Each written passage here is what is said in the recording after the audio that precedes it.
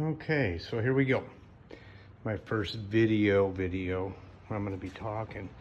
I'm going to put cab lights in this old 96 pickup. I bought this thing in Texas for $2,200, 125,000 miles from the original owners, and it has a 360 5.9 liter. Now it has a 392 track lock rear end in it. I bought this thing to flip, and I thought this patina is so cool. Why do that? That's what it needed, a 5-speed, I thought. Oh my gosh, I found an NV 3500 down there. I got pedals and everything else, so that's the plan right now. Drive shaft issue would be the thing that I have to work through. I said it's a 96. It's got the black mirrors. I put those on. Little dude scoots. And I got the idea maybe my dad had a Gulf station originally from 65 to 74, and it was turned into a Sunoco. How cool would it be to put a logo on the side similar to what he had back in the day? This could look like some old parts getter.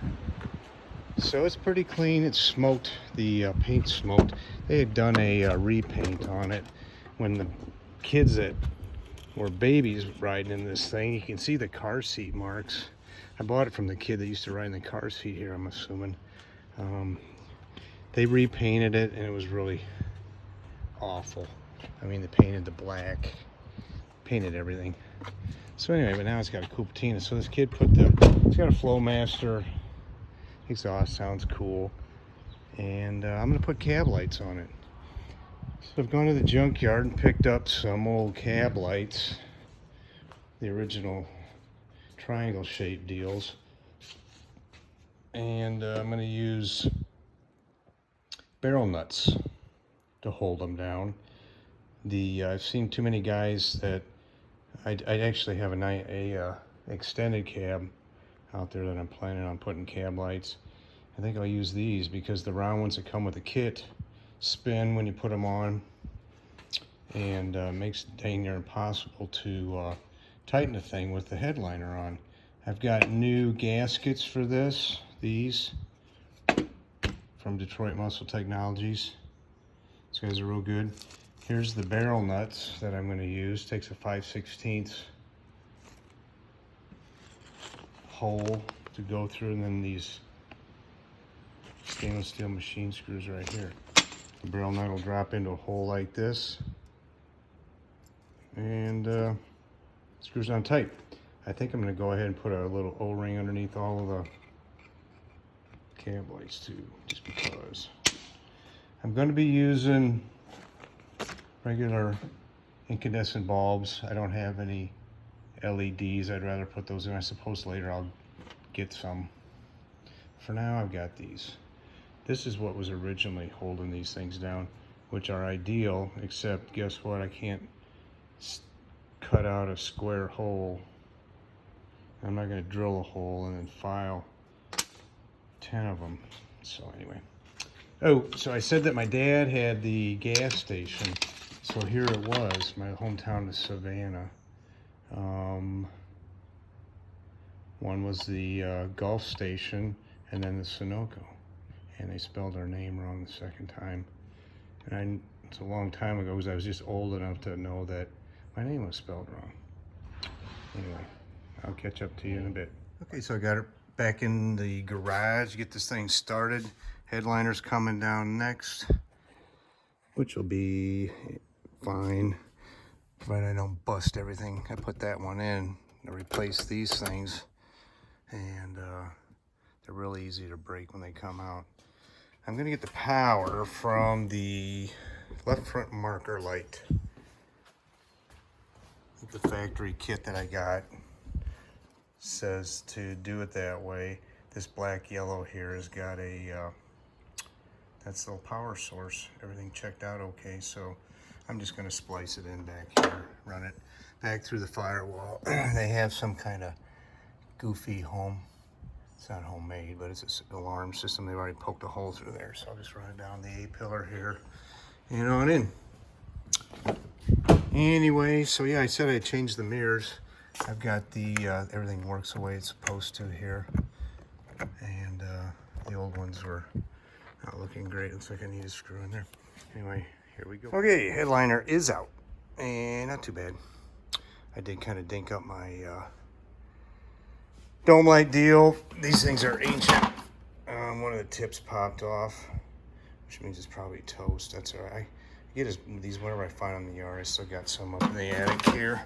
I went ahead and marked all the holes and put a little spot in there. But then what I discovered was a 3/4 inch hole saw bit. Fits about perfect. And that's what, one guy used a 7/8, another dude used a 3/4. So, what the hell, I guess I used a 3/4. All right, guys, got about ready to take a perfectly good roof and cut some holes in it. All right, guys, here we go. I've got 5 nice holes made. I use those Milwaukee bits that's laying down there on the, to the left. They really do the job. I got a little nuts from the underside. I went ahead and did the pilot hole up from the top and bend a little. Not as bad as it could be. Then I took a rat tail and smoothed out the holes. So I thought that I would just be able to take and draw a mark, center, and line this thing up. But then I found out that my harness, if I put the screw holes on the center of the hole, the harness is gonna hit down inside. So I moved it up a 1/2 inch. So the plan's gonna be to center the screw holes on the 1/2 inch mark forward, and of course do the center. Then I'll put some tape across here and knock in 10 divots so I can draw a 5/16 hole. I mean, you know, we're not building cabinets or race engines here. It is just what it is. So if they're a little bit off, 1/2 inch one way, or not that much, one way or the other, then that's fine. The other thing I did, I bought these gaskets from Detroit Muscle Technologies, great place. Well, I didn't have any Gorilla Snot, you know, so I used some RTV. Well, it's black. Hopefully it'll do what it does. That's where with the original gaskets, they had 3 points there where they did it. And so what, you know, it is a beat up old truck. I had to clean this roof, get all the moss off, and you can see what it looks like up there. Got some really great patina up there. So anyway, let me get these things taped up and I will knock some holes in it. And here we go. All right, fellas, here we go, ladies and gentlemen. A bunch of holes in this cab. Now, the only thing I would have done differently was I sharpened this guy up to use to give myself a pilot divot in there to get started. And then I went with once I did get the divot, I used an 1/8 inch and do a 5/16.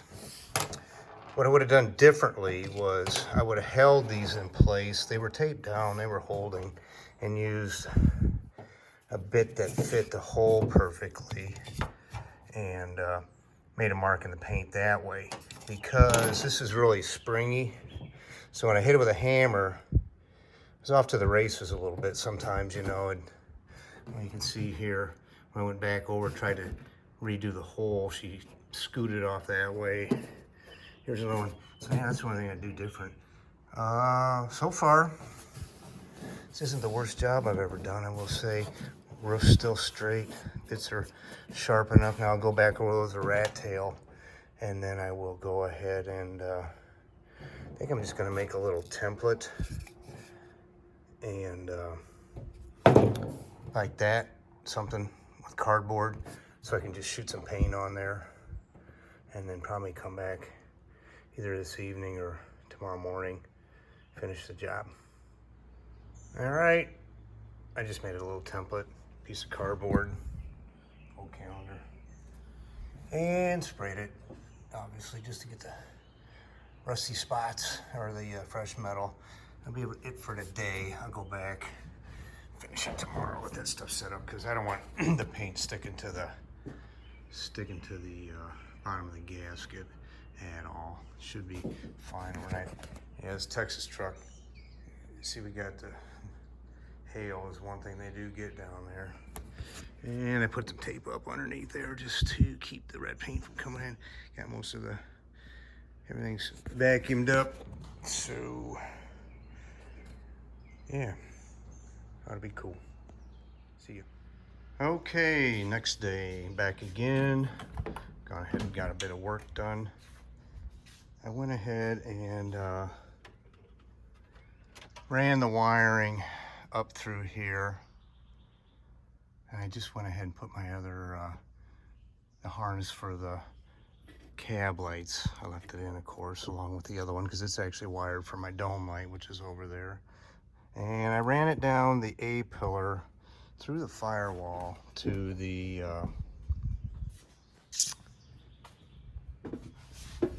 through there. Some of you guys will be like, what the hell, you know? Up to the left-hand turn signal. That was actually where one of the instructions told me to do it. I'm thinking on my big truck. This is all kind of a trial run. I'll put them on this thing out here. What I do like and what I don't like. And what I do like are the rubber locks. I'll probably use the barrel nuts on this. So,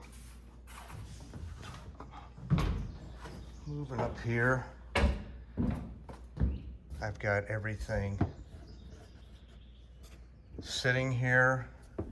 Tell you what, the hardest part of this job is getting these rubber, these damn rubber sockets back in here, especially on this guy right here. I don't know what its deal was. I saved a couple here, the last one, to show you how they just kind of go right in for the most part.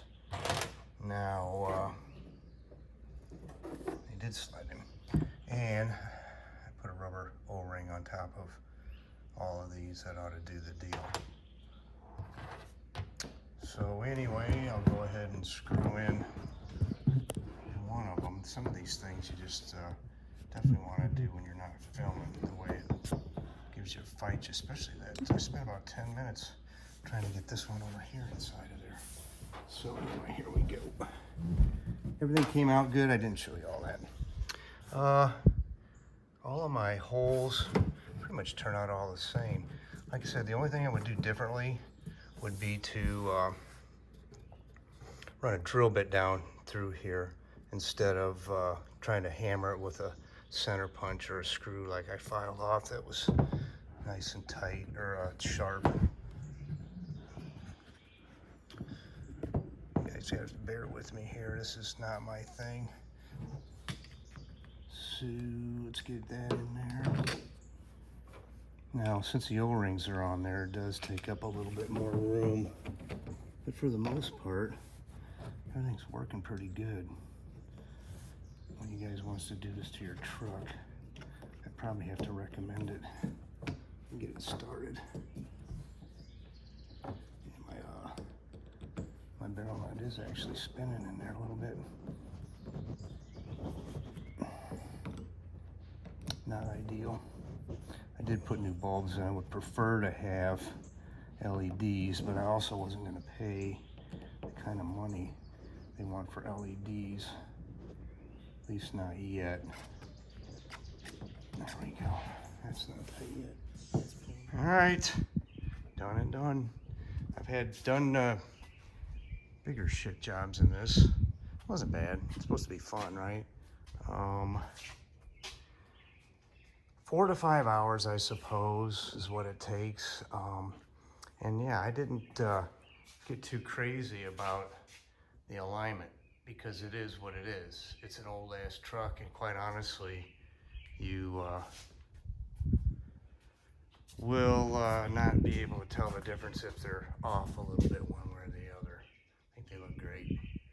Something cool, you know, it's just an old hot rod truck. Like I said, I've got a 5-speed for this. Pedals, manual steering column, not that that really matters because you can pop the shifter off. I've got everything except the stuff you can buy, like a flywheel, a crank sensor, you know, the shorter ones for the manuals. And that's about it. The thing was, PCM, I'd be throwing a code for automatic transmission should I go to do this, so whatever. It'd be fun to have a 5-speed in here though. Anyway, thanks for watching.